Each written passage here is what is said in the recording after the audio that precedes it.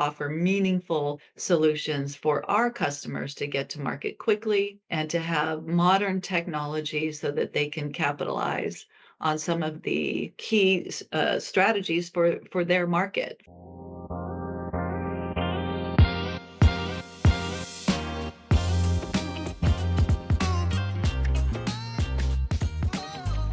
On this episode of Embedded Insiders, Kelly Peralta, VP of Sales and Business Development at Gateworks Corporation, joins us to discuss the company's current role in the industrial SBC market.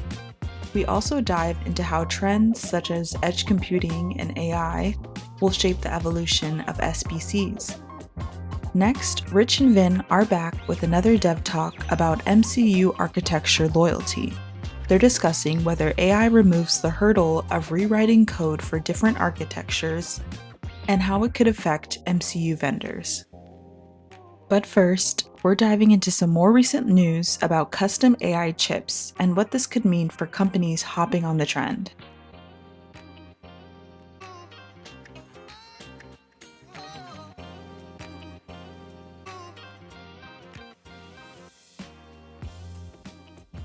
Hello, everyone, and welcome back to the Embedded Insiders podcast.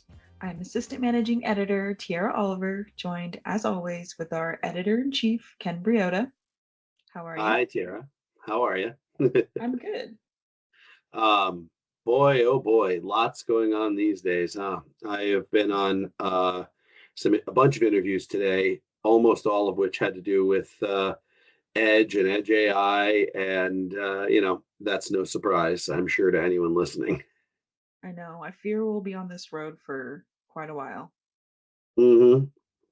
Although, not to be too despondent about it. It's been really exciting, cool stuff. Lots of talk about custom solutions and the sort of purpose-built AI models and AI executions that are really well tailored to the specific use case that they're going to be used in. And I find that to be really practical, really smart engineering. Yeah. I was finding it interesting because, AI has obviously been around, and I felt like everyone was trying to, of course, hop on the AI train, whether it was like a chat bot or whatever it may be. And I think it's interesting seeing that now a lot of big companies are getting into custom AI chips. They're considering making their own chips, which is, I feel like that's a huge thing and a huge, I guess, responsibility to take on. Yeah, and that's interesting in a couple of ways. I mean, it's a sign that these big companies are confident in the supply chain, because obviously if they don't think they can meet their own scale needs, they're not gonna get involved in such a big process as having their own chips. Not to be too, I don't want to be vague about it. There's some news that has been reported on Anthropic in talks with Samsung to develop custom AI chips for Samsung products. That was first reported, I think, by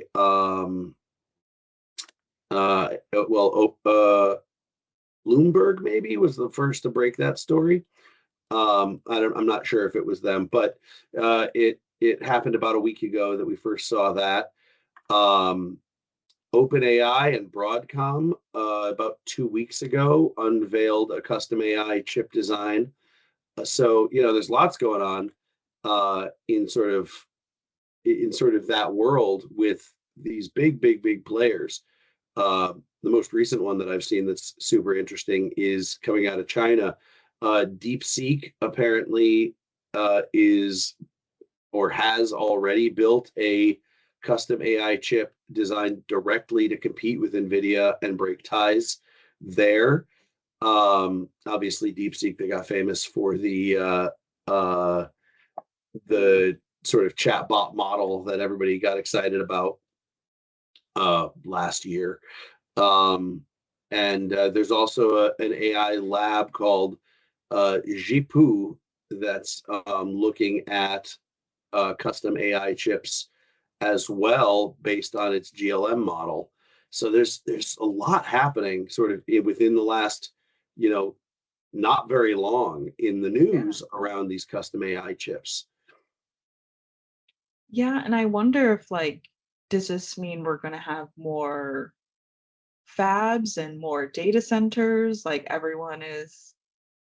I mean, certainly more data centers, Mhm. although that news has been a little bit up and down. There have been a few Yeah. data center projects canceled, and other ones are progressing as planned, or their scale is changing or something. So that's a pretty volatile space right now. I think it's hard to predict Yeah. exactly how the data center space is going to scale up, but it's certainly going to grow.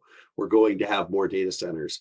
Um, the fab part of the discussion is really interesting to me Hmm. because obviously the Taiwanese fabs have been dominant for Yeah. a long time, but ever since the sort of supply chain interruptions back in like 2020 and 2021, during and just after pandemic shutdowns, um, there have been fabs growing here in the U.S., where you and I are based. Hmm. We've seen a ton of new fab announcements, and so those are going to be coming online or have been coming online. So yeah, I find it to be really positive. I mean, more players in that market means more supply, which everybody needs, more competition, which will Hmm. be hopefully good for prices, and more innovation as they try to get to more and more efficient nanometer sizes and architectures, more and more powerful but smaller footprint chips. All the really hard engineering challenges become competitive advantage, not just uh, new product. And Yeah. that I think is really, really interesting. So this is for me, a really interesting and good sign. Of course, it does have, I think, potential for downside when, when companies own their entire supply chain, then they are able to, obviously, as we've seen with Apple for the last many decades, um, control their supply and Hmm. really, make sure things are built to the spec they want and things like that. But also, it means that you're liable to end up in walled gardens, and so integration becomes sometimes more of a challenge, things like that. So I think that we're going to be watching a lot of balancing acts here. If Amazon, for instance, and this is now speculation, um, does in fact, as CNBC reported 6 days ago, design its own AI chips for Echo, Fire TV, all these other devices, um, and starts rolling those out through its, maybe not its own fab, but through contracts with fabs, um, then integrating with Amazon becomes a problem that Amazon engineers are either going to have to solve for their customers, or their customers are going to have to solve through systems integrator partners or their own in-house systems integrations. And there's always that additional layer, but that's a problem. That's an engineering problem that I think will be solved. It's an economics problem that will be crossed, and it's an opportunity probably for companies to get involved with. It's a cool juncture we're at. We've been seeing a lot of consolidation in a lot of areas, AI being one of them, chip manufacturing being one of them over the last however long decade, at least. And now, if we're starting to see more diversification in the market, that's got to be positive from my point of view. Yeah. And speaking of Amazon, like I hear Microsoft and Google and Meta are, supposedly also joining Amazon and potentially looking into making custom chips. And I Yeah. don't know if I'm like way off base here, but I think about like the CHIPS Act and this push for, companies to have fabs here in the US. And I'm thinking of all these big tech giants that I just mentioned. And, are they, if they consider making their own custom chips, and if that is in the US, like, I don't know. I'm just like Yeah. thinking of all It, these different avenues if this becomes a big thing. yeah, it makes you wonder, like, are the big traditional fabs going to have to find other ways to compete? Are are these sort of small custom, not small, but these custom fabricators going to be able to work at big scale? And are these big companies going to sort of have their own private fabs? Some of them Yeah. might, and in which case, like Apple does. I mean, that's not Mhm. really a private fab, but they do have longstanding contracts to fabricate their own things. Does that become a competitive advantage for these big companies? Does that become a reason for smaller companies to explore their own fab Yeah. solutions and become fabricators, or at least be building their own chips and designing their own chips for AI? And how does that impact the biggest player in the room, Nvidia? Yeah. If the DeepSeek news, I think, is not a big market news. DeepSeek, and Nvidia have sort of butted heads before, and but if that spreads and Nvidia isn't the dominant player, or starts to lose market share as the dominant player, um are we going to see more variety? Am I going to be at trade shows and not see the Nvidia Jetson uh, logo on every booth, or are they going to say, custom chip, custom fab, custom whatever? It'll be interesting to look for. This is going to be a story we follow, I think, for years. Yeah. I'm excited to even see next week or even next month what continues to progress and what can we bring up, what new news on this specific topic that we can bring up, in the Yeah. next couple of weeks. Absolutely. I think that the embedded world North America might be the place where we start seeing some of this raising its head to a greater degree. And I'm going to definitely be watching when I'm there in Anaheim for that. Um, Make sure you share these podcasts with your colleagues when you're out there. We're our whole mission is to help engineers learn about what's happening in the industry, to find new tools to make you guys work better. And so help us out in that mission by sharing these, and helping other folks find embedded insiders. And don't forget to check out. We're posting some of these interviews as video content on our YouTube channel. So I hope that you folks out there listening are subscribed to us over on YouTube and catching those the video versions when we post those as well. Now, here's Kelly Peralta of Gateworks Corporation.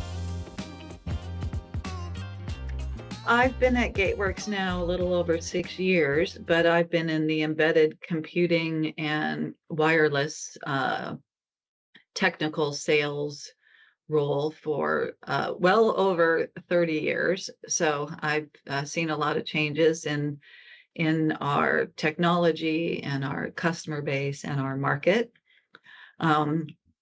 Focusing on Gateworks about 6 years ago, when I joined the company, I brought along with me a wireless background. And so I helped develop the wireless strategy. I'm VP of Sales and Business Development. So I also developed our partner strategy. And along with that, worked with our leadership team to focus completely on NXP as our primary partner for embedded systems and processor design, as well as other wireless solutions. And that kind of led us to our recent announcement with NXP, which is Edge AI with the RA240, which I think we're going to talk a little bit about today. So, Awesome. And I know Gateworks has this reputation around, rugged and long-lasting embedded computing solutions.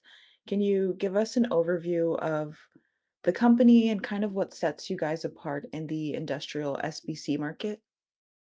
sure. So I think the main differentiator for Gateworks in embedded computing is that we are truly made in America.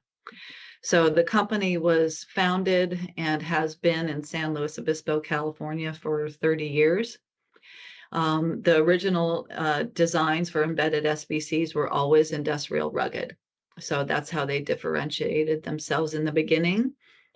And so they engineering, it's truly an engineering company that was designing for engineers how to put rugged products out into the field that would last for a really long time. And I once got a quote from one of my customers that he had some of our boards up in Alaska and even, harsher environments that had been running for 15 years, even though our guarantee was only 10. He's like, these boards are still running and, Wow. harsh environments, or Sahara Desert was the other environment. So edge computing is our differentiator.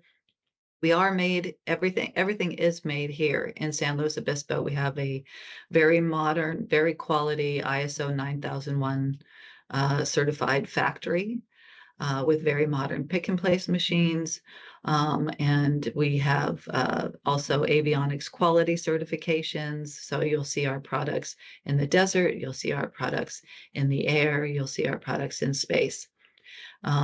The other big differentiator that I've noticed, besides the wireless strategy, which I'm, very proud of, is that we do a lot of customization here. And the reason that we can do that is because our engineering team and our manufacturing location is very tightly coupled. Everything runs on the same system. So bill of materials and product compliance and everything is tied into the same system. So if an engineer makes a design change to a product, even if it's very minor, it's very easy to send the design documentation to the factory for manufacturing. So quality manufacturing in the USA, unique wireless strategy, NXP Gold Partner. Awesome. And speaking of everything, having this synergy and being built on the same system, I know our last interview, I believe we focused a bit more on wireless, but how do your wireless expansion modules maybe complement your SBCs and real world deployments like IoT gateways or remote monitoring systems? Sure. So when we first started with the wireless strategy, we noticed that a lot of our customers were making IoT gateways with our boards. It was a very good market for us, and most of our customers were using Wi-Fi or cellular. But what we're doing, where we're going with this now is more edge computing. So not just a gateway, but more an actual device that is able to make decisions and have a secure processor and a computer running on the edge. And so some of the applications that we're seeing is things like vehicle diagnostics, for example, where it could be a military vehicle that's out in the desert, and they're trying to have a secure way of having some sort of intelligence to do diagnostic evaluation where they have no cloud-based system to help them. Mhm. So they need something rugged. It can be inside a vehicle, so or even, a handheld product. But certainly high temperatures, um, uh, shock and vibration, those kind of things. The other big, and I hate to focus on military too much, but that's where we're seeing a lot of growth right now. But the other application that I am also seeing where we're fitting in quite well is in unmanned vehicles, both on the ground and in the air. Mhm. So our processors are capable enough where they can be a central brain to a drone, and then we can add wireless capability on top of that. For example, our Wi-Fi Halo products, which are sub-gigahertz, long range capabilities, where you can send large amounts of data over miles of distance, even video over miles. Also with the AI accelerator that could be running on a vehicle or unmanned vehicle on the ground or in the air, you can have that vehicle make decisions about where it should go, where it shouldn't go, what kind of things it should do. Mhm. Yeah. I mean, speaking of some of those challenges and trends that you just addressed in the military market, with industrial and edge computing environments, becoming more demanding, are there any trends that you're seeing in that area as far as, performance, connectivity, and durability? I think that the performance is always growing, but the Yeah. trends are AI. The trend is Yeah. AI right now, wireless and AI, which is a sweet spot for us because Hmm. that's what our expansion cards are doing, right? So more and more applications that used to be wired are now wireless, and more applications that maybe did low level AI in the past are now able, to do more and more computational language learning models and even agents running on an edge computer. So that's the trend, Hmm. and we're in it. Yeah. So we're watching it grow. It really is exciting. Awesome. I kind of just want to mix up my questions around here and just ask you about the work you're doing with NXP and just kind of tell me what you are most excited about, recently, what you guys are working on, and yeah. So the relationship with NXP is so strong. We really started focusing on them as a strategic partner about 5 years ago. And then it was, I think, maybe 3 years ago that they awarded us gold partner status. Mhm. And in the beginning, that just meant, that we're exclusive with NXP. Every product that we make in our factory is going to have have NXP content. And then we started to look further into how can we work together. And so I think the most exciting development with NXP is AI. Mhm. And we were following Edge AI and dabbling in it a little bit with some other partners a couple of years ago, but it really wasn't taking off because it wasn't quite, the technology wasn't quite there. So people were experimenting. Yeah, you can do facial recognition. So what? Everybody can do that. But then what happened was, well, NXP bought Canara, and we were working with Canara before, so we knew that was going to happen. It was public. And so we jumped on it right away. And what's happening is because it's really a decoupled AI strategy where you're not tied to cloud, right? You're not tied to cloud for AI, which means everything's done on the edge and everything is more secure. And then you add the language learning models on the edge, and then the agents came into play. And this is all happening so fast. So there, when I was at Wi-Fi World Congress a month or so ago, they talked about OpenClaw, which is an AI agent. So OpenClaw can run on the edge, making decisions and developing solutions without ever leaving the edge compute. And Mhm. so that is changing edge AI. And NXP, our relationship with NXP, uh, very strategic. I wish I could say that, I knew all of this was going to happen. It's kind of like we knew it was going to grow, but now it's just is really taking off, and the capabilities in industrial applications are leading to high growth and high success for us and for NXP. Awesome. That sounds great. Well, just looking ahead and to pick your brain, how do you see the role of rugged SBCs evolving um, as Hmm, edge computing and AI continue to grow? How do you foresee this that's a good evolving? Yeah. question. Um, whatever it is, it's happening faster. Yeah. So we're seeing exponential growth and exponential technology advancements now, all led by companies like Google and NVIDIA. And we're just, Gateworks is just a little industrial single board computer manufacturer that's trying to offer meaningful solutions for our customers to get to market quickly and to have modern technology so that they can capitalize on some of the um, key strategies for their market. For example, we have customers that are making mobile robotics, and those mobile robotics are getting smarter and smarter. We have customers that are doing sensor networks, and they have to, be able to, instead of doing cloud-based information, they want to do information in the factory.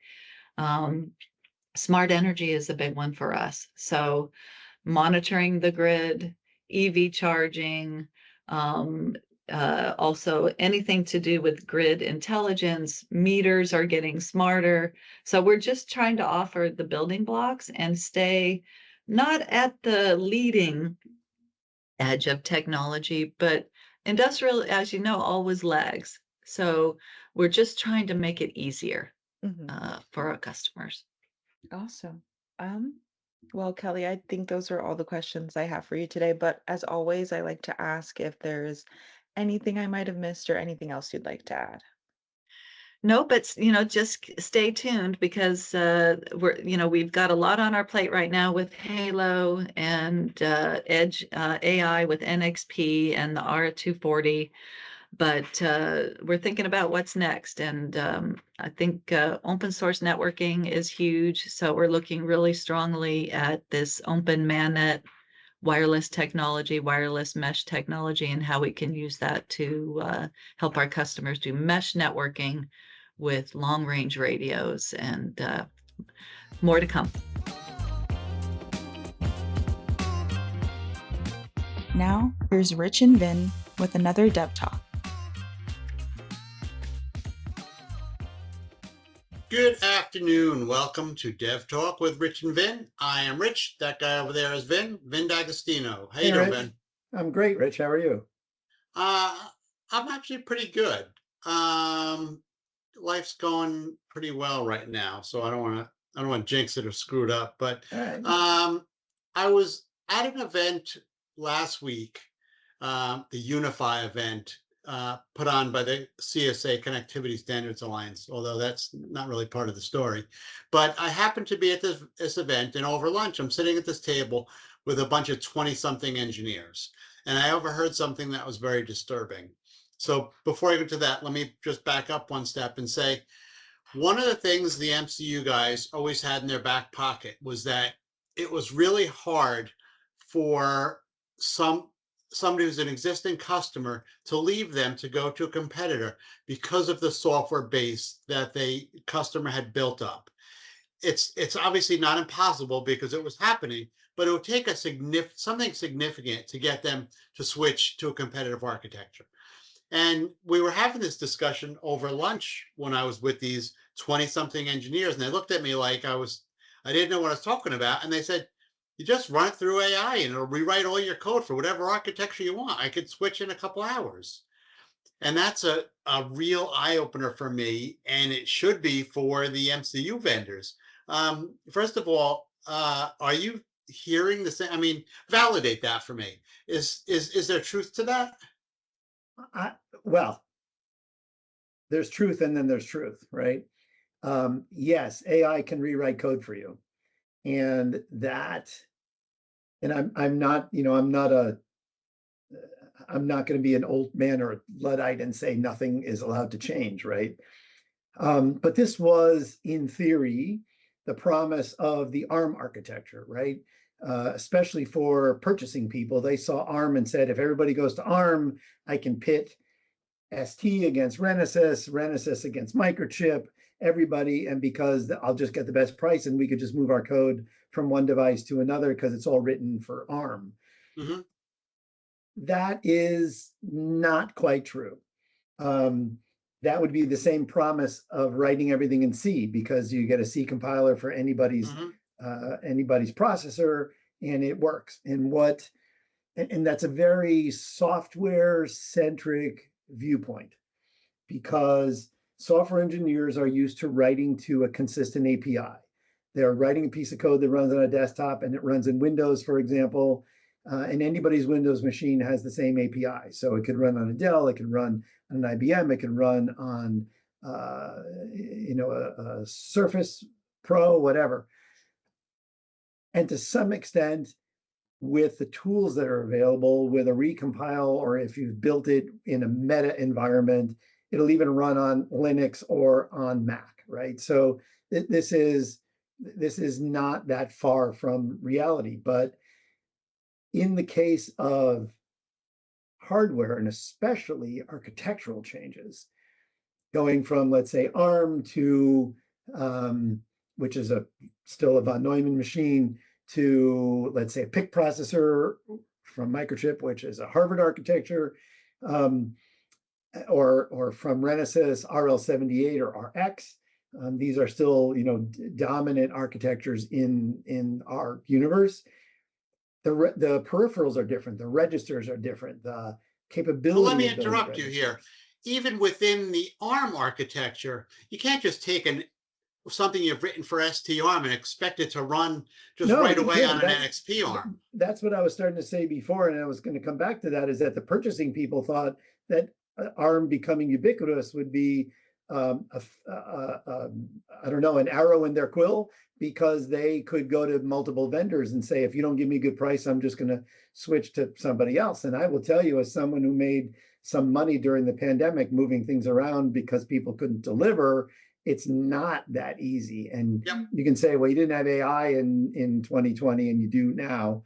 Okay, there are things in the processor architecture that are consistent in ARM. For example, to be an ARM architecture, you have to have a systic timer.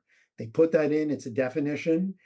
There are other architectures that don't have a systic-like timer. Some have interval timers, some don't. You may be able to commandeer a hardware timer, you may not, but these are all architectural changes that you need to consider. You can say, okay, AI can look at the data sheets. Yeah, that's okay, but what if something doesn't exist? What if DMA from one device to another is completely different and you can't just transform the code, or there's different amounts of memory and you have to write things in a different way? So it's not as easy as it's going to happen in 4 hours, especially with a large code base. Maybe in the days of 16K of code, okay, but we now have applications that are 64K, 128K, 256K, and some we can argue about whether they're really embedded or not, are in the half a megabyte or megabyte range. So are you saying that these guys didn't know what they were talking about, or they were overly optimistic? I think they were overly optimistic. I think they knew what they were talking about, but they may not know the extent of the universe around what they're talking about, right? A good example is, and it's funny because you look at Renesas Synergy, right? Renesas started with a Synergy platform, which really seeded all of this production software in the industry for all processor companies, because before it was example code and there were tons of notes that said, don't use this in production, we're not going to support it.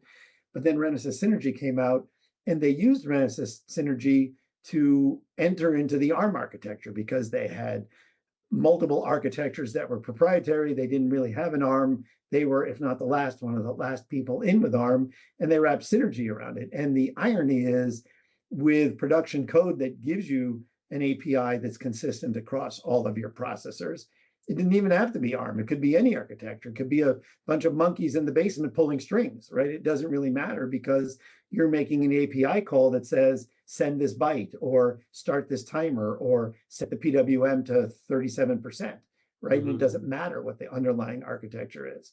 And so in that sense, if you had a standard API across all architectures, yes, but nobody has that. Even if you look at FreeRTOS or you look at ThreadX or you look at microcos, there is a consistent UI or API for setting up things that are consistent within the RTOS, but not for dealing with individual peripherals in each product family, right? So it's not as simple as one would think. Is it impossible? No, it's not impossible, but it's not press a button, walk away and make yourself a sandwich and come back and it's now running on a different processor. Have you ever tried it? I have not tried it with AI. I've done it by hand and I know what I've had to do. It would be interesting to take those applications now and run it through a Claude or a ChatGPT or something and see what I get. In fact, I have a friend who runs a really good engineering consultancy and he has been embracing more and more the use of AI. In fact, we should probably talk about having him come on and tell us about the stuff he's doing. And he's doing some amazing things that I would not have thought were possible. He's pointing cameras at things and having it make its own decisions about whether the UI he's creating are right and all kinds of stuff. So he's doing some really fun stuff and I would love to, have him come on and talk about it. I will talk to him about this and see if he's interested in even trying this. I mean, I have tons of code that I've written and I have tons of dev boards for multiple companies, but I can even move from like one Renesas family to another because I have RX boards and RL boards and RA boards. And see Do you if I think can that the MCU vendors have attempted to do this to see what they're up against? I have not heard about it with the MCU vendors that I am working with, but I don't have full reach into all of them, so I can't tell you. But you and I have friends in the industry. We could anonymize asking those questions or anonymize the answers from asking those questions and come back and report to our audience exactly what we find. Yeah, I'm definitely going to do that because I think this is it's a fascinating topic, and I do want to know it. I mean, okay, a few hours might be unrealistic, but if you could do that in a few days, that's game changing for sure. Yes, I will tell you that during the pandemic, there was one company that needed me to move something from one company to another, and the parts were actually pretty similar. They were both ARM parts. Obviously, the peripherals were different. And it took me more than a month to do it by hand. Okay, well, there you go.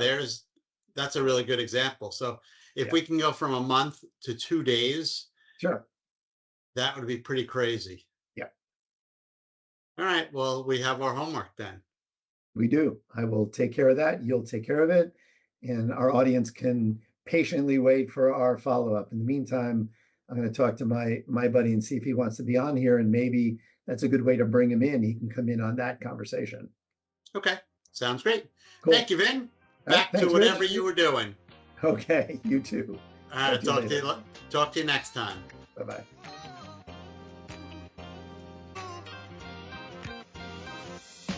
Thanks for listening to this edition of Embedded Insiders. For more daily news, videos, and podcasts, visit our website at embeddedcomputing.com.